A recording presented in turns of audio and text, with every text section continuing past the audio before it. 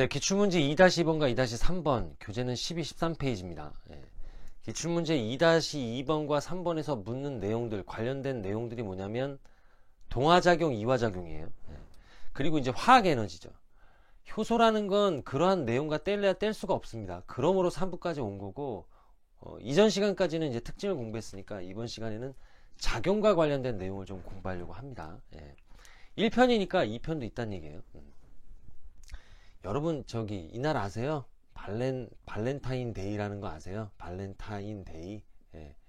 요 날은 그 여성이 자신이 좋아하는 남성에게 이제 초콜릿을 주는 날입니다. 예. 아실지 모르겠어요.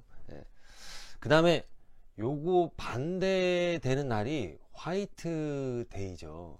요 날은 남성이 자기가 좋아하는 여성에게 이제 캔디를 주는 날입니다. 사탕이라 그러면 좀 촌스럽고 캔디라고 하면 좀 세련돼 왠지, 그죠? 화이트데이는 그런 날이에요. 예. 아시죠? 그죠? 그 다음에 이제 기억이 안 나실 수도. 어쨌든 그 다음에 이제 요 빼빼로데이라는 거 있거든요. 요거는 저도 몰라요. 빼빼로데이가 무슨 날인지는 저는 몰라요. 예. 왜 이게 빼빼로를 주는지는 저는 모릅니다. 예. 혹시 댓글에 아시는 분들은 댓글에 좀 남겨주세요. 제가 찾아보고도 싶은데 굳이. 근데 이 발렌타인데이, 화이트데이, 빼빼로데이의 공통점이 뭐냐라고 한다면 당을 주는 거예요. 당분을 주는 거예요. 그렇지 않아요? 자기가 좋아하는 사람한테 초콜릿, 캔디, 빼빼로 다 당이 있잖아요. 그쵸? 당을 주는 거예요. 당을 주면 당을 먹겠죠. 당을 섭취하겠죠. 그러면 이 당이 흡수됩니다. 어디로 흡수되냐면 세포로 흡수돼요. 그럼 혈당이 상승하겠죠. 그러면 기분이 좋아져요. 그러니까 기분 좋게 해놓고 고백하는 거예요. 기분 좋을 때 고백하면 아무래도 그 사람 좀 이뻐 보이거든. 그죠? 근데 기분 나쁠 때 아무리 이쁜 짓 해봐. 예, 다 싫다니까. 예, 그걸 이제 저처럼 눈치 없는 사람들이 꼭 그래요. 어쨌든 그러면 세포가 당을 섭취해요. 제가 지금 기분이 좋아진 그 얘기를 하려는 게 아니라, 그러면 이 세포에서 호흡하면서 ATP 만들잖아요. 에너지 만들잖아요. 그 과정에서 무엇을 생산하든가요? 부산물로 이산화탄소와 물을 생산합니다. 그쵸?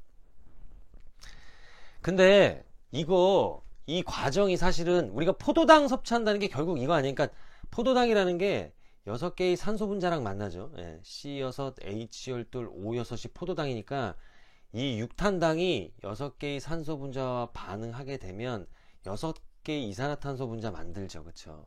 그 다음에 6개의 물 분자를 만듭니다. 그 다음에 38개의 ATP를 만들어요. 그쵸? 그러니까 이거를 생산하는, 이거를 얻는 과정에서 6개의 이산화탄소, 6개의 물 이렇게 만든다라는 거예요. 이걸 생산한다라는 얘기예요. 그러면 요 당이라는 거 있잖아요. 요 당. 지금 제가 발렌타인, 화이트, 빼빼로 요때 받은 요 당을 저 같은 경우 이제 너무 많이 받다 보니까 어릴 때 물론 뭐 신빙성은 없지만 책상에 그냥 올려놓고 그냥 관심도 안 가져요. 그러면 그 당이, 책상에 올려놓은 그 당이 이 반응이 일어나요? 절대 이 반응이 일어나지 않지. 그쵸? 그러면 이 반응은 뭐예요? 인체 내에서 일어난다니까. 이 반응이. 왜?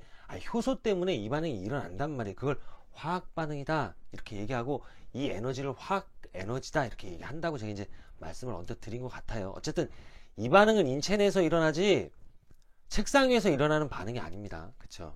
다만 비슷하게 할 수는 있어요. 무슨 얘기냐면, 이 포도당이 6개의 산소와 만나갖고 이 과정이 된다는 얘기는 완전히 산화된다라는 얘기를 하거든요. 완전히 잿더미 되는 거예요. 그러니까 완전히 잿더미가 돼갖고 그냥 그러면 책상 위에 올려놓은 이 당도 비슷하게 할 수 있다는 얘기는 뭐냐면, 책상 위에 지금 책상이 여기 있고 책상 위에 지금 당이 있잖아요. 그냥 확 불태버리면 되잖아. 진짜 그러면 안 돼요. 그러란 얘기 아닙니다. 확 불태버리면 어떻게 해요? 잿더미가 될 거 아니에요. 그쵸? 이 당을 확 잿더미로 만들어서 불을 붙여갖고 확 잿더미로 만들려고 하는데, 이 당을 잿더미로 만들려면 대략 400도의 열이 필요합니다. 400도의 열이 필요하다? 이건 무슨 얘기냐면은, 인체 내에 이 당이 들어와도 똑같이 400도가 필요해요. 우리 체온은 37도잖아요. 그쵸? 저는 38도에 도찐 개찐이지.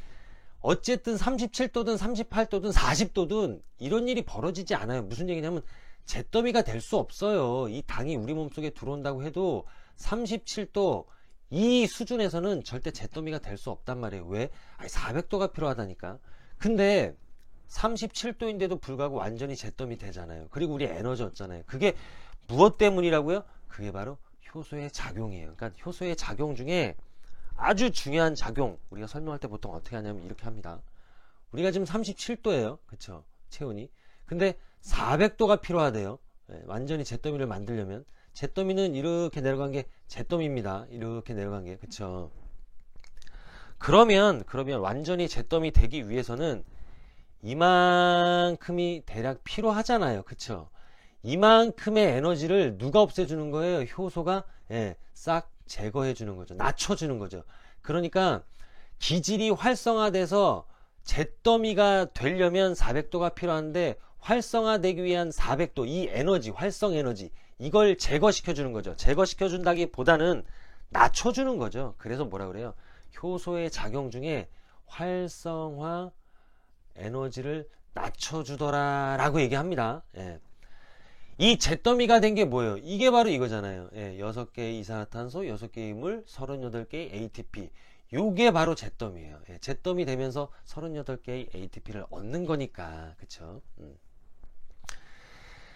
자, 그러므로 효소는 기질이 활성화되는데 필요한 활성화 에너지를 줄여주는 거죠. 낮춰준다 이렇게 표현하는 겁니다. 1편에서는 활성화 에너지에 대해서 좀 공부를 해봤습니다. 저는 항상 여러분들 편입니다.